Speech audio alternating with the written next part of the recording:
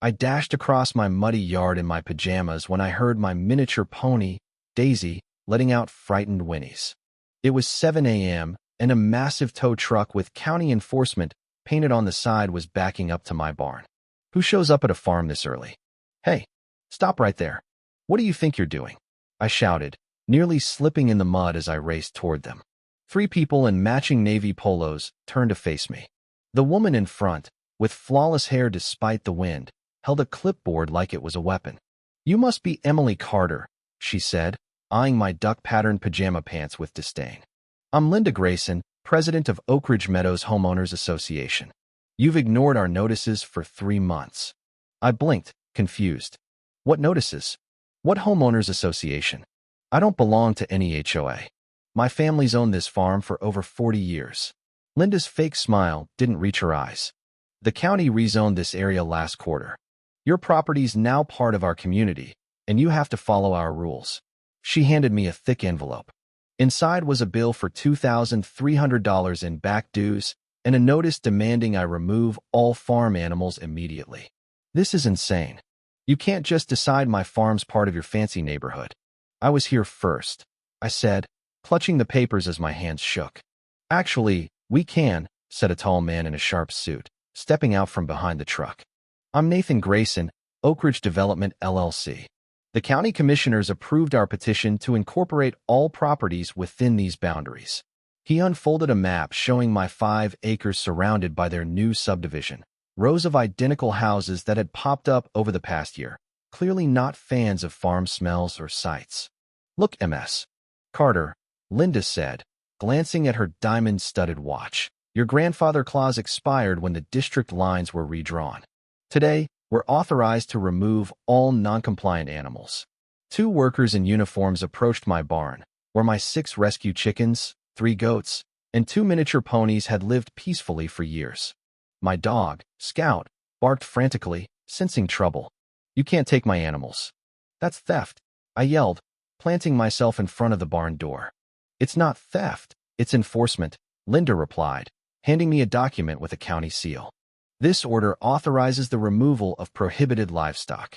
You can retrieve them from the county facility after paying your HOA violations. The paper looked official, signed by Commissioner Reynolds. Panic surged as I scanned it. How could this be happening? I'm calling the sheriff, I said, pulling out my phone with trembling fingers. Go ahead, Nathan smirked. The sheriff's department knows about today's action. 20 minutes later, Sheriff Daniels arrived. I explained everything, expecting him to stop this nightmare. Instead, he shifted uncomfortably. Sorry, Emily, their paperwork checks out. The county rezoned this area. He lowered his voice. Get legal advice. I can't do much officially. I couldn't believe it. Mike, you've known me since we were kids. These animals are my life. He just shook his head and walked away. By then, the workers had loaded my terrified chickens into cages. My oldest goat, Clover, bleated in fear as they dragged her out. Stop. At least let me help so they're not scared. I begged, tears streaming down my face. Linda checked off items on her clipboard, unmoved. You have 30 days to comply with HOA standards. Remove that ugly barn. Paint your house an approved color and fix your landscaping. When they grabbed Daisy, my 17-year-old rescue pony with arthritis, I snapped. She's too old to be moved like this. She needs special care. Rules are rules, Linda said coldly. I watched helplessly as they loaded my animals into trucks. Neighbors from the new houses gathered on their perfect lawns, staring. Not one offered help. Before leaving, Linda handed me another paper. Your total violations are $4,500. Pay within 2 weeks, or we'll place a lien on your property. As the trucks drove off with my frightened animals, I noticed Nathan snapping photos of my land from different angles. His smug look sent a chill down my spine. What were they really planning? That night, I couldn't sleep. The barn was silent without animal sounds, and Scout kept pacing, confused about where his friends had gone. I stayed up researching, desperate to figure out how this could be legal. At dawn, I drove to the county animal facility, a grim concrete building with chain-link pens. The bleach smell stung my nose as I approached the desk. I'm here about the farm animals brought in yesterday from Oak Ridge, I said. The board clerk typed into her computer. Carter animals? Yep, Release fees $4,500 plus $75 per day boarding. My voice cracked. $4,500? That's my entire savings. Can I see them? She pointed to a viewing area. My heart shattered seeing my animals in tiny pens meant for strays. Daisy couldn't even turn around. Clover bleated in distress. These are farm animals. They need proper space. I protested. Not my department, the clerk shrugged. They'll be up for adoption in 14 days if you don't pay. I left shaking with rage. They were betting I couldn't afford it. This wasn't about rules, it was about forcing me out. Instead of going home, I headed to the county records office. The clerk looked surprised when I requested all rezoning files for Oak Ridge from the past year.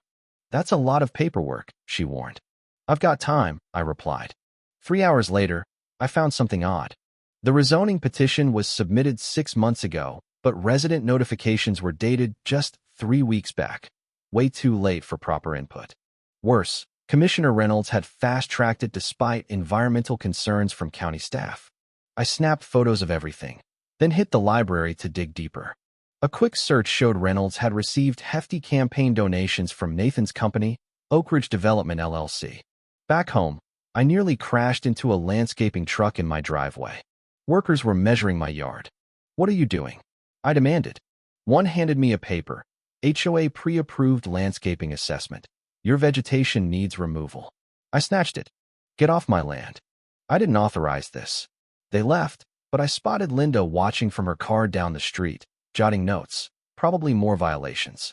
I needed help. I called my old friend Claire, a reporter at the local paper. "Claire, you won't believe this," I said, pacing my kitchen as I spilled everything. "Emily, this sounds shady. Fast-tracked rezoning, donations, no notice. Can I dig into it? This might be bigger than your farm." That night, an elderly woman knocked on my door. "I'm Margaret Olson from the new development," she said nervously. "I saw what they did to your animals. It's wrong." I invited her in. "I bought my house because the brochure promised views of a historic farm," she explained. "Your place was a selling point." Then Linda took over the HOA last month in a meeting most of us didn't even know about. Wait, they used my farm to sell houses, and now they want it gone. I asked, stunned. "There's more," Margaret whispered. "They've doubled our HOA fees. Anyone who complains gets violation notices." I overheard Nathan at the store talking about Phase 2, luxury homes on your land. It clicked. They didn't just want compliance. They wanted my property. Later, I spread out my evidence. County docs, HOA notices, maps. Nathan's company had bought up surrounding land cheap, built houses hyping countryside views of my farm, and now planned to seize it for a fortune. Headlights swept my window. Peering out, I saw Nathan and another man trespassing, inspecting my barn. I filmed them quietly. When Nathan tried my shed door, I flipped on the lights. "This is private property. Leave, or I'm calling the sheriff." They jumped, startled. "Just a routine inspection. HOA bylaws allow it," Nathan called back smoothly. At 11 p.m., "Without notice? I've got you on video. Get out." They left, but Nathan paused. "You can't win, Emily. We've sunk millions into Oak Ridge Meadows. The commissioners,